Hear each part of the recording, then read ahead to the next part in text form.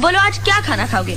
Chinese, Thai, Lebanese, अफगानी, Kandhari, Indonesian, Korean, Vietnamese? एक minute, तुम्हें ये सब बनाना आता है? Of course. क्या बात है, मतलब ये तो पूरे महीने का मेन्यू हो गया। चलो आज एक काम करते हैं, आज हम हिंदुस्तानी खाने से शुरू करते हैं। दाल रोटी। दाल रोटी? हाँ। वो तो नहीं बन सकती। क्यों? घर में सब कुछ तो है। इसमें लिखा नहीं है ना।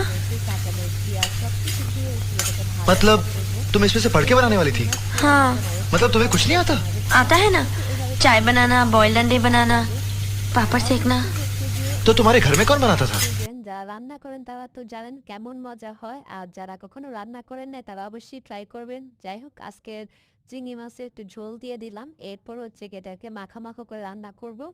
আর পাশের চুলা হচ্ছে গিয়ে ছোট মাছটা রান্না করব আজকে। এখানে ছোট্ট একটা বেগুন, টমেটো, কাঁচামরিচ, পেঁয়াজ দিয়ে হাতে মাখিয়ে রান্না করব। হাতে মাখানো জিনিস তো অলওয়েজ হচ্ছে গিয়ে সবসময় ভালো হয়।